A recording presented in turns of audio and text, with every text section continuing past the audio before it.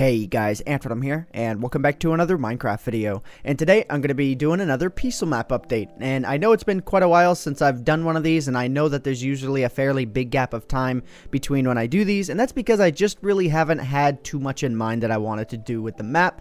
But I do have a couple of things that I want to cover in this video, so let's just go ahead and let's start right off with that bad boy right there. As you can tell, just by looking at the cannon, it has got a new all-stone layout, and that is to match all of the dispensers that are right here. And now this cannon just automatically loads and fires itself, because I'm not sure if it was in 1.4 or 1.5, but as you guys probably know, when TNT comes out of a dispenser now, you know, when activated by redstone and whatnot, it will, instead of dropping it, it will ignite it. So if I go ahead and I hit this button here, you'll see all the TNT is just going to come dropping down, and boom. Yeah, it's awesome, and you don't have to reload it yourself or anything anymore.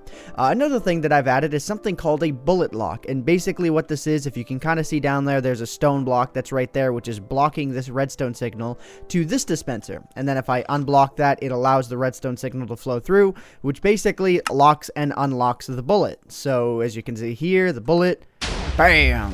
Yeah, it's pretty awesome.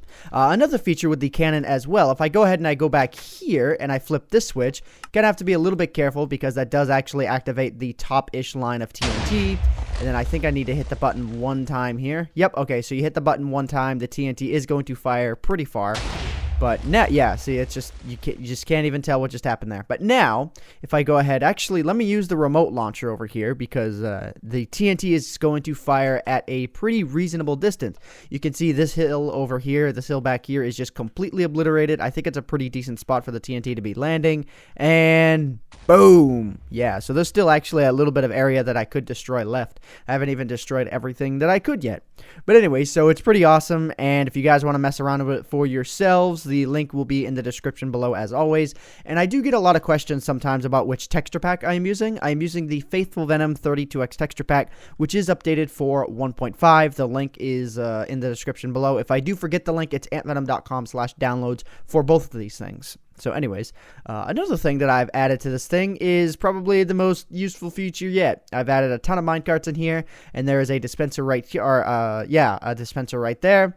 And if I go ahead and I do this, boom, it puts a cow into the thing. Let me go ahead and let me put bullet lock on. Let's go ahead and let's launch this cow. This cow won't go too far because the cannon is not on max power, but as you can see, it does some pretty interesting stuff. But you guys might be wondering, well, hey, Ant, that wasn't that impressive, you know, just the cow just kind of went nowhere. Well, let me show you guys what it looks like now. So let me go ahead and let me activate this here.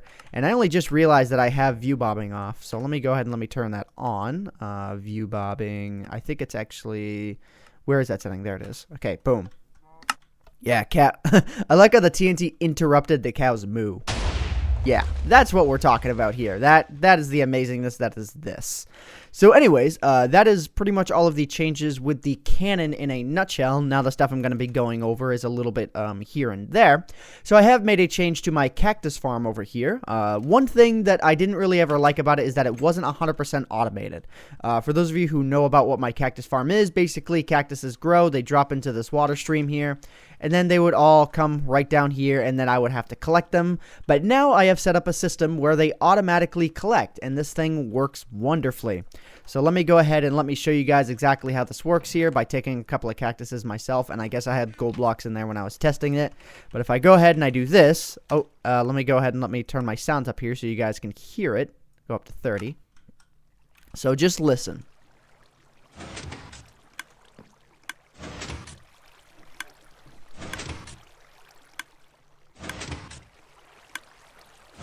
So as you can see, what is happening here is that I put a whole bunch of cactuses in there, and the cactuses are feeding out slowly. Let me go ahead and let me punch down this wall here. So what they're doing, actually, let me throw a few more in so you guys can see what's going on with the redstone. So as you can see, what's going on here is it's a little bit of a cluster, but essentially, this hopper right here is pointing into this dropper right here. And let me go ahead and let me take a look at this here. Okay, yeah, so you see one pops in, and when it goes into the dropper, it activates this redstone line, and then this dropper gets, basically, the redstone goes from here to here, and then loops back around, activates that block, which activates the dropper. and then it goes into this hopper, which repeats the cycle. It's just one big repeating cycle, which allows items to go in the upward direction. But the problem with this is if more than one cactus come through the system, or at least the way I originally had it designed with just this, if more than one cactus were to come through the system, it would lock the whole thing up, because this system relies on the this system relies on there only being one in this dropper at any given time, or, you know, one item in that dropper at any given time.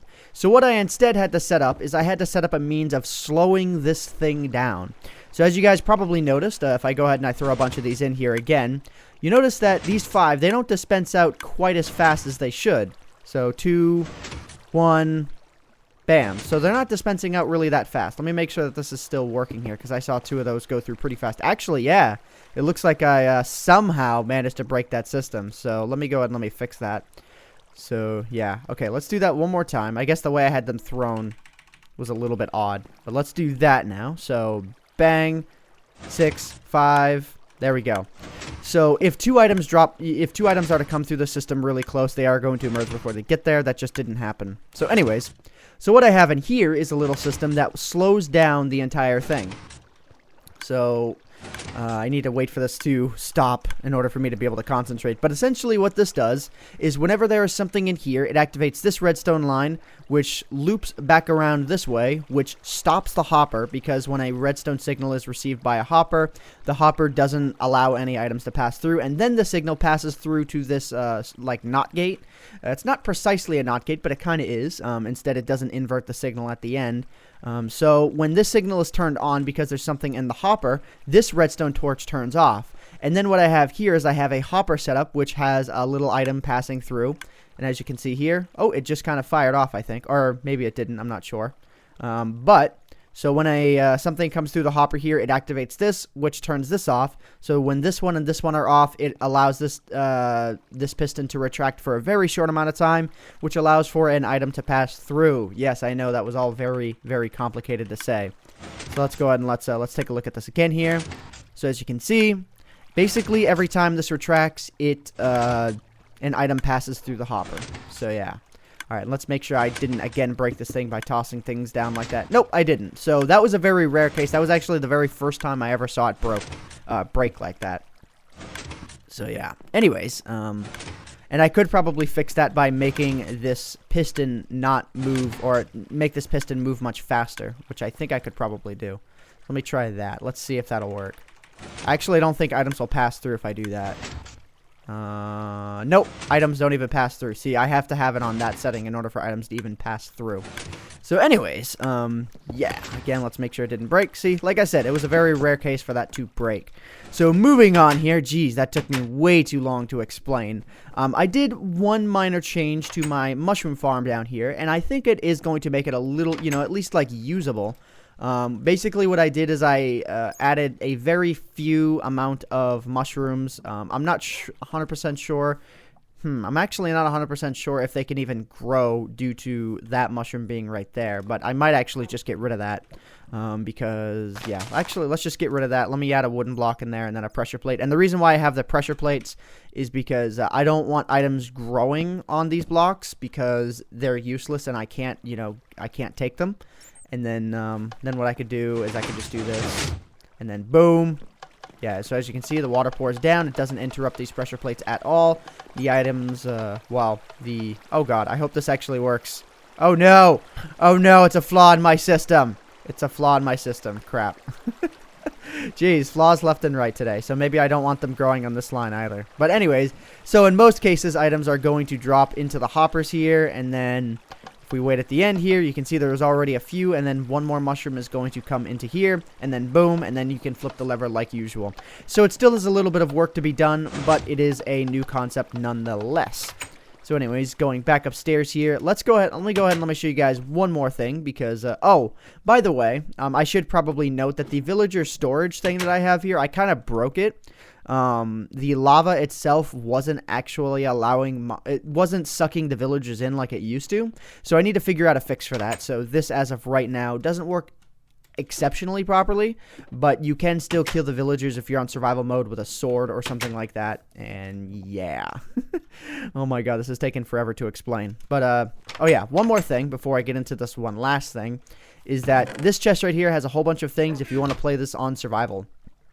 So yeah, that's cool. The inventory for this will be empty when you guys download the world. And another thing that I've done with the sugar farm here is I have added a hopper timer to it.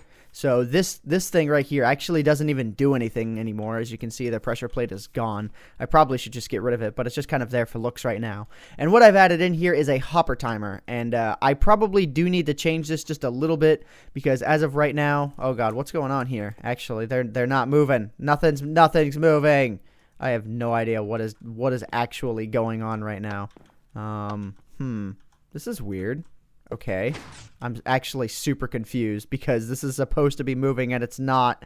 I think it has something to do with maybe chunk problems or something. I am not sure. Let me go ahead and let me change up the items here.